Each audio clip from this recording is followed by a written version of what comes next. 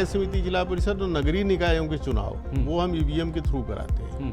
EVM हमारे राज्य में पर्याप्त संख्या में अवेलेबल नहीं है। नगरीय निकाय और पंचायती राज संस्थाएं हैं, वो स्थानीय स्वशासन की आधारशिला है। देखिए, पूरे राजस्थान में कुल मिलाकर के 5 करोड़ 45 लाख मतदाता हैं। एससी, एसटी, ओबीसी और वुमेन के लिए रिजर्वेशन करना है, तो वो रिजर्वेशन करना जो है वो राज्य सरकार के अधिकार क्षेत्र में आता है। निकाय के एक चरण के लिए हमको 60,000 तो कर्मचारी चाहिए और 50,000 जो है पुलिसकर्मी चाहिए। धर्म और जाति के आधार पर वोट नहीं मांगना चाहिए, धार्मिक स्थलों का दुरुपयोग नहीं होना चाहिए।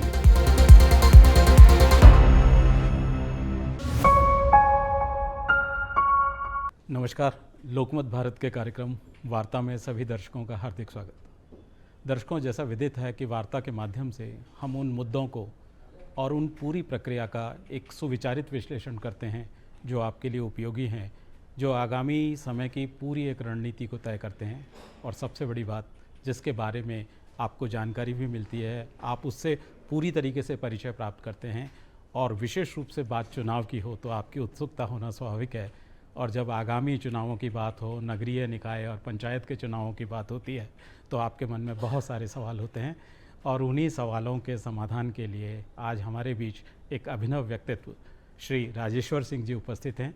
आप राज्य निर्वाचन आयुक्त राजस्थान हैं, और आपके व्यक्तित्व से ही जो प्रेरणा है, जो पूरी एक वैचारिकता है, उसका संपादन होता है। मैं आपको बताता चलूं कि राज्य निर्वाचन आयुक्त महोदय ने आज हमारे बीच आकर उन तमाम सवालों के लिए और उनके समाधान के लिए और आपकी तमाम जिज्ञासाओं की पूर्ति के लिए यहाँ आने का श्रम किया है। सर, आपका इस कार्यक्रम में बहुत बहुत स्वागत। और आज राजस्थान की जनता आपके माध्यम से आगामी चुनाव प्रक्रिया के बारे में जानेगी, तो सबसे पहले आपका स्टूडियो में हार्दिक स्वागत। धन्यवाद। और मैं दर्शकों के लिए जानना चाहूँगा कि ये नगरीय निकाय और पंचायत चुनावों की बात की जाती है, तो सबसे पहले हमारे आम दर्शक एक जागरूक मतदाता होने के नाते ये जानना चाहते हैं कि ये पूरी प्रक्रिया कैसे संचालित की जाती है और आखिर ये प्रक्रिया है क्या? देखिए, ऐसा है कि जो नगरीय निकाय और पंचायती राज संस्थाएं हैं, वो स्थानीय स्वशासन की आधारशिला है जी। और इनके माध्यम से जो विकास कार्य हैं शहरी और ग्रामीण क्षेत्रों में जी, वो संपादित किए जाते हैं।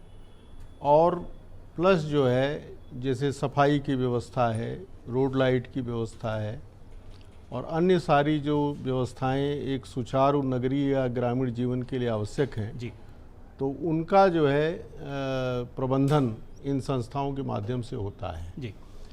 हमारी जो राष्ट्रीय सरकार है या जो राज्य सरकार है, वो बड़े बड़े और जो व्यापक मुद्दे हैं उनसे संबंधित रहती हैं जी। स्वस्थ लोकतंत्र के लिए आवश्यक है कि स्थानीय स्तर पर ही जो स्थानीय समस्याएं हैं उनका समाधान कर लिया जाए। तो उस दृष्टि से स्थानीय जनप्रतिनिधियों की बहुत ज़्यादा भूमिका है।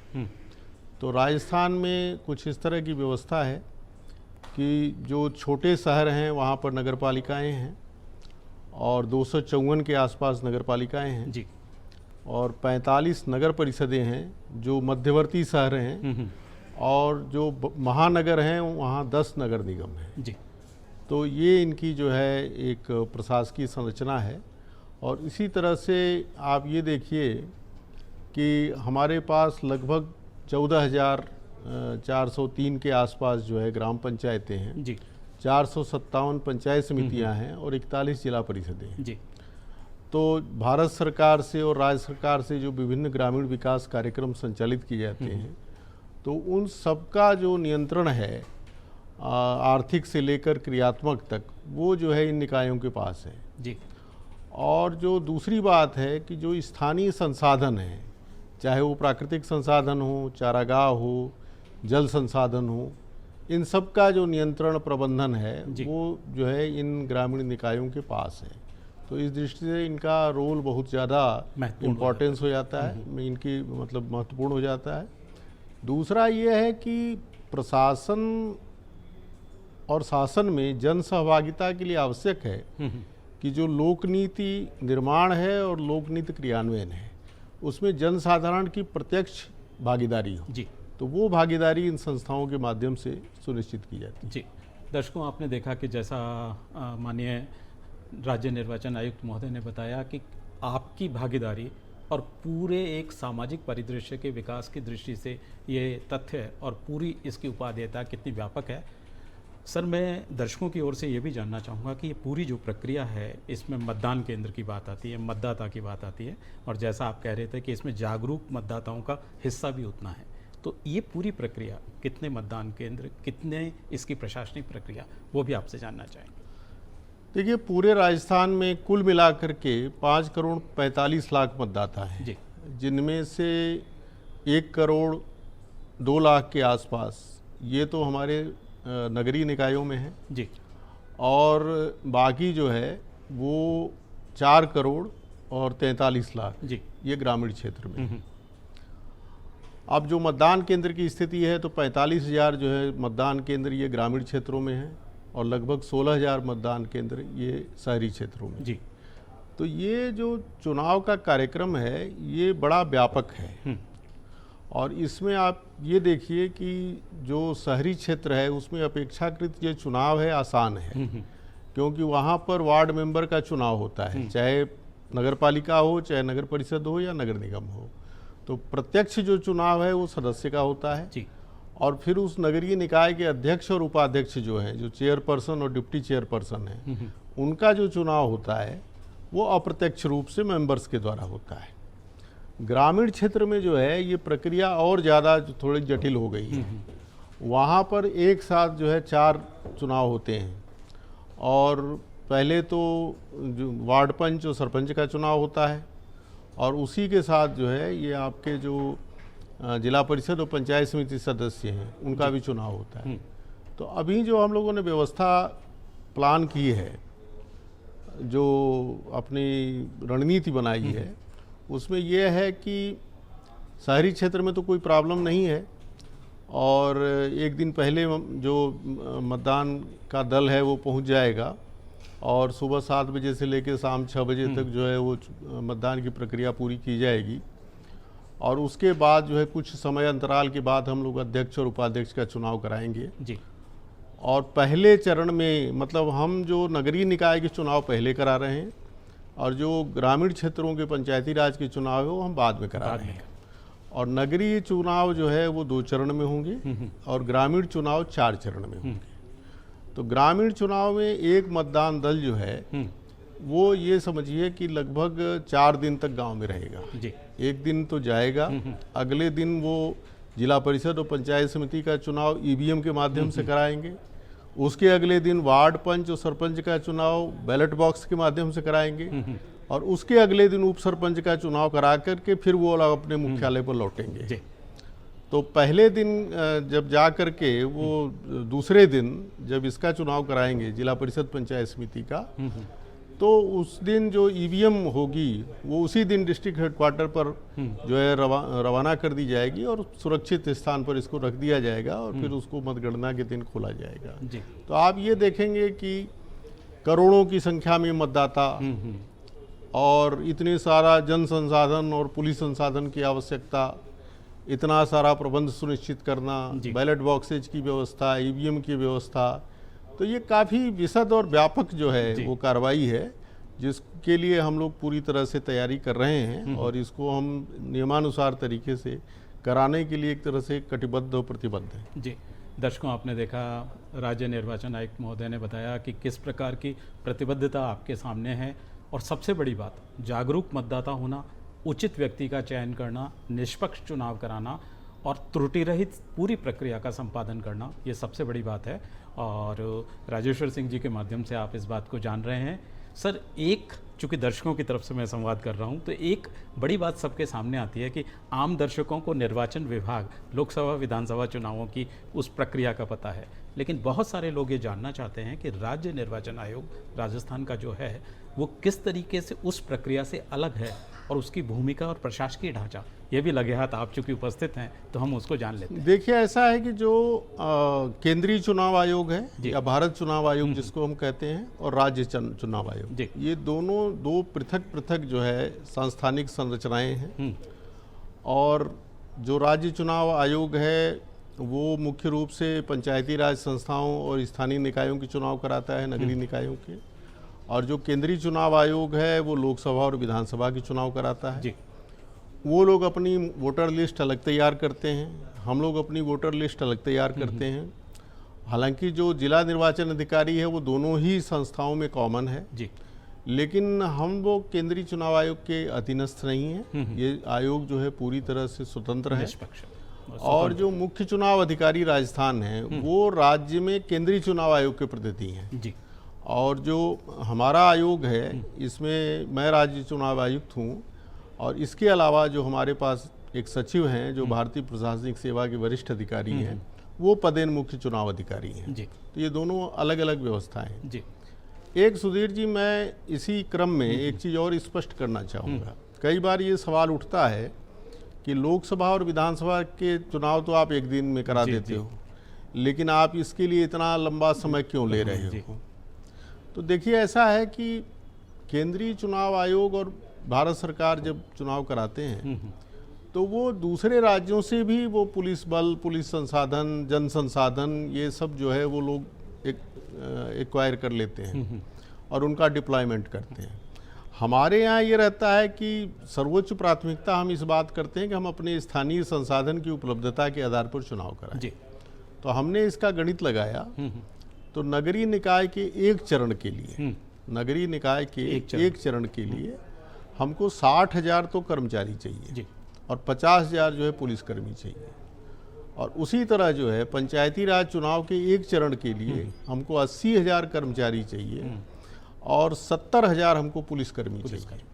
तो अगर हम एक साथ चुनाव कराएं तो पंचायती राज चुनाव और स्थानीय निकाय चुनाव अलग अलग भी कराएं अगर, तो हमको 2,20,000 तो चाहिए नगरीय निकाय के लिए और लगभग 6 लाख कर्मचारी चाहिए उसके लिए, पंचायती राज के लिए। और दोनों को मिला दें अगर तो ये संख्या जो है 8-9 लाख तक पहुंच जाएगी। तो इतना जन संसाधन हमारे पास उपलब्ध नहीं है। दूसरा क्या है कि जैसे बैलेट बॉक्स तो हमारे पास राज्य में अवेलेबल है जिनसे हम सरपंच, वार्ड पंच का चुनाव करा रहे हैं, लेकिन पंचायत समिति, जिला परिषद और नगरीय निकायों के चुनाव वो हम ईवीएम के थ्रू कराते हैं।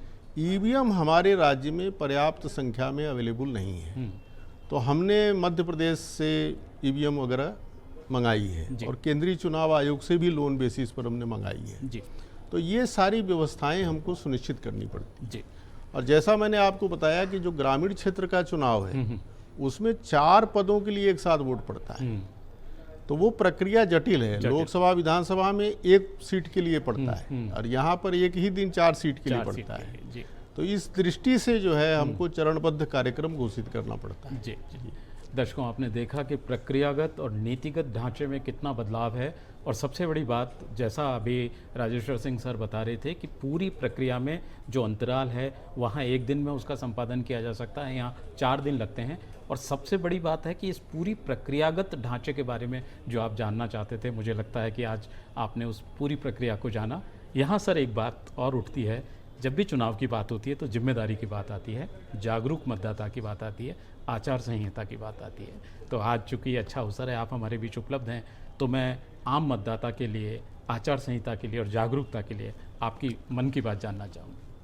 अब देखिए, जिम्मेदारी की बात है तो मैं इसको 2 हिस्सों में बांटना चाहता हूँ।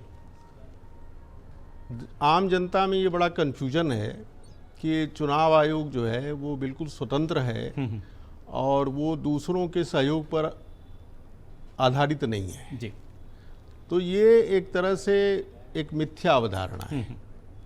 मुख्य रूप से आप ये देखिए कि जो SC, ST, OBC और वुमेन के लिए रिजर्वेशन करना है, तो वो रिजर्वेशन करना जो है वो राज्य सरकार के अधिकार क्षेत्र में आता है और उसके लिए लॉटरी निकालने का जो काम है, तो जो जिला प्रमुख और जिला प्रमुख की जो लॉटरी है वो तो पंचायती राज सचिव निकालते हैं। जिला परिषद सदस्य और पंचायत समिति सदस्य की जो लॉटरी है वो जिला कलेक्टर निकालते हैं। और नीचे जो है वार्ड पंच सरपंच की जो लॉटरी है वो एसडीएम निकालते हैं। और इसके लिए अभी पंचायती राज सचिव ने बाकायदा ऑर्डर निकाल के इनको स्पेशली एम्पावर किया है, क्योंकि ये एक्ट की रिक्वायरमेंट है। उसमें लिखा है officer specially authorised by state government, तो वो अथराइजेशन राज्य सरकार ने इनको दिया है। दूसरा ये कि जो इन्होंने एक ओबीसी आयोग राज्य सरकार ने गठित किया है, ओबीसी आयोग, OBC commission for political reservation, तो वो ये तय कर रहा है कि जो है कितने पदों पर कितने वार्डों और कितने पदों को ओबीसी के लिए आरक्षित किया जाए, वो उनकी जनसंख्या के हिसाब से करना है। तो उसका सर्वे वगैरह चल रहा है और माननीय उच्च न्यायालय के आदेशानुसार वो सर्वे करके इनको 5 अगस्त तक कंप्लीट करना है। तो एक तो ओबीसी कमीशन की भूमिका है जो ओबीसी के लिए सीट्स रिजर्व करने की रिकमेंडेशन देगा। फिर राज्य सरकार की भूमिका है पंचायती राज विभाग और एलएसजी की, वहाँ भी जो महापौर और ये चेयरपर्सन्स हैं इनकी लॉटरी तो स्वायत्त शासन निदेशक के स्तर पर निकाली जाती है जी। और नीचे जो सदस्य हैं नगर निगम, नगर परिषद और नगर पालिका, इनकी लॉटरी कलेक्टर के लेवल पर निकाली जाती है। तो कुल मिला के स्थिति ये बनती है कि जब ये वार्डों का और पदों का रिजर्वेशन कंप्लीट हो जाएगा और चुनाव की घोषणा हम लोग करेंगे, वहाँ से चुनाव आयोग की भूमिका प्रारंभ होती है। अब दूसरा जो बात है जो आपने पूछा और बहुत ही इम्पोर्टेंट है कि आचार संहिता। आचार संहिता के दौरान जो है आप कोई ट्रांसफ़र पोस्टिंग वगैरह नहीं कर सकते, कोई नई विकासात्मक घोषणाएं नहीं कर सकते, कोई ऐसी चीज़ जो जनता को लुभाने की श्रेणी या उसको एक तरह से प्रभावित करने की श्रेणी में आती है, तो उस तरह की घोषणा नहीं कर सकते। तो ये राज्य सरकार के ऊपर ये सारी जो चीज़ें रिस्ट्रिक्शंस हैं ये इम्पोज हो जाते हैं चुनाव की घोषणा के साथ ही। और अगर कोई बहुत ज़रूरी काम हो तो उसके लिए वो राज्य सरकार अगर चाहे तो चुनाव आयोग से अनापत्ति प्राप्त कर सकती है। जैसे कोई जनता के हित में इतनी ज़रूरी चीज़ है जिसको टाला नहीं जा सकता है, तो राज्य सरकार की चुनाव आयोग से अनापत्ति ले सकती है। अब मुख्य रूप से आचार संहिता के 3-4 जो है महत्वपूर्ण बिंदु हैं। पहला बिंदु तो यह है कि कोई व्यक्तिगत आरोप प्रत्यारोप नहीं होना चाहिए। दूसरा ये है कि धर्म और जाति के आधार पर वोट नहीं मांगना चाहिए। धार्मिक स्थलों का दुरुपयोग नहीं होना चाहिए। जो हमारे राजकीय जैसे कार्यालय या जो हमारे सर्किट हाउस वगैरह हैं, इनका राजनीतिक उपयोग नहीं होना चाहिए। गाड़ी वगैरह की जो संख्या है वो लिमिटेड की गई है, तो वो उस लिमिटेड संख्या का पालन करना चाहिए। आप किसी की दीवार पर अगर कोई पोस्टर चिपकाते हैं तो उससे परमिशन लेकर के चिपकाइए। सार्वजनिक जो दीवारें हैं उनके ऊपर पोस्टर चिपकाना मना है। और जो हम लोगों ने एक व्यय की सीमा तय कर रखी है, उस सीमा का पूरी तरह से परिपालन करना है। तो ये आचार संहिता के चरण हैं और जिसमें हमको राजनीतिक दलों का भी पूरा सहयोग चाहिए और प्लस जो हमारे जागरूक नागरिक हैं, जो समाज सेवी संस्थाएं हैं, तो उनका भी सहयोग चाहिए कि वो ज़्यादा से ज़्यादा लोगों को मतदान के लिए प्रेरित करें और एक सही और उपयुक्त चरित्रवान और ईमानदार प्रत्याशी के चयन के लिए भी प्रेरित करें। तो इससे क्या है कि हमारा काम जो है और ज़्यादा आसान हो जाएगा। सबसे बड़ी बात यह है कि लोकतंत्र में हिंसा के लिए कोई स्थान नहीं है। ये महत्वपूर्ण है। हाँ, तो हम जो है, और दूसरी बात ये कि एक बार चुने जाने के बाद फिर आदमी को पक्ष और विपक्ष भूल जाना चाहिए और उसको जो है निष्पक्ष भाव से, चाहे कोई उसने किसी व्यक्ति ने उसको वोट दिया हो या नहीं दिया हो, या किसी मतदान केंद्र से उसको वोट मिला हो या नहीं मिला हो, लेकिन उसको सबके विकास और सबके कल्याण के लिए काम करना चाहिए। ये एक आदर्श स्थिति है और मुझे लगता है कि राजस्थान की जो जनता है वो इतनी दूरदर्शी है, इतनी बुद्धिमान है, इतनी शांतिप्रिय है कि वो इन सारी अपेक्षाओं को पूरा करने में राज्य चुनाव आयोग की मदद करेगी। दर्शकों, आपने देखा जैसा माननीय राज्य निर्वाचन आयुक्त महोदय ने कहा, और राजस्थान की बात आती है तो आन बान और शान, जैसा सर कह रहे थे उसकी बात भी आती है। और सबसे बड़ी बात ये महत्वपूर्ण है कि यहाँ बात आती है आपकी भूमिका की। आपने तमाम पहलुओं का परिचय जाना, आपने पूरी प्रक्रिया के बारे में जाना, पूरी चुनाव की पूरी जो परंपरा और प्रक्रिया है उसके क्या क्या पहलू हो सकते हैं उसके बारे में भी जाना। अब बारी आती है आपकी। जैसा माननीय आयुक्त महोदय कह रहे थे कि उस पूरी प्रक्रिया में आपको शुचिता के साथ, प्रलोभन रहित होकर, और सबसे बड़ी बात आप अपने क्षेत्र के विकास को लेकर, अपनी जिम्मेदारी को लेकर, पूरा समावेशी प्रक्रिया को लेकर आप उसमें आगे बढ़ेंगे तो निश्चित रूप से राजस्थान बेहतर परिणामों की ओर अग्रसर होगा। सर, एक बात और मेरे ध्यान में आती है, राजस्थान का युवाओं की बात होती है तो जिम्मेदारी की बात आती है, निष्ठा की बात आती है। आज आप हमारे बीच में हैं तो राजस्थान के युवाओं के लिए आप अपना क्या संदेश देना चाहेंगे? देखिए, ऐसा है कि एक तो 18 साल की उम्र जो है वो मताधिकार के लिए निर्धारित की गई है और 21 साल की उम्र में जो है आदमी चुनाव भी लड़ सकता है स्थानीय निकायों का और पंचायती राज संस्थाओं का। तो ये एक बहुत बड़ा लोकतांत्रिक अधिकार है। तो जो युवा पीढ़ी के लोग हैं, जो धरातल पर सक्रिय हैं, जो निस्वार्थ भाव से जनसेवा कर रहे हैं और जो इन नगरीय निकायों और पंचायती राज संस्थाओं के माध्यम से अपने सेवा क्षेत्र को और विस्तृत और व्यापक बनाना चाहते हैं, उनके लिए एक बड़ा महत्वपूर्ण अवसर है जी। और वो भी इस चुनाव में वोटिंग से लेकर के कॉन्टेस्ट करने तक ये चुनाव लड़ें। और कुछ भी नहीं करते हैं तो कम से कम जो, जैसा मैंने पहले कहा कि आम जनता को मतदान के लिए प्रेरित करें जी। सही, ईमानदार और सक्रिय प्रत्याशी के चयन के लिए प्रेरित करें। मतदाताओं को किसी बहकावे, किसी प्रलोभन में जो है वो आने से बचाएं। और सबसे बड़ी बात है कि धर्म और जाति और इन क्षेत्र, इन चीज़ों को मुद्दा नहीं बनने दें। मुद्दा होना चाहिए विकास का, मुद्दा होना चाहिए प्रत्याशी की जागरूकता का, सक्रियता का, उसके शिक्षित सुसंस्कृत होने का, सक्रिय होने का। तो इन चीज़ों में चूंकि युवा पीढ़ी एक ऊर्जा से, उत्साह से लबरेज है, तो उनकी भूमिका बहुत ज़्यादा महत्वपूर्ण हो जाती है। दर्शकों, आपने देखा और ये राज्य निर्वाचन आयुक्त महोदय का व्यक्तित्व है, उस पूरी प्रक्रिया को, उस पूरे एक दायरे को, और सबसे बड़ी बात जो आपकी प्रतिबद्धता है उसको लेकर काम करने की ज़रूरत है। और सर आज यहाँ हैं तो कुछ कविता की पंक्ति के माध्यम से हम इस चर्चा को एक निष्कर्ष तक पहुँचाने की कोशिश करेंगे।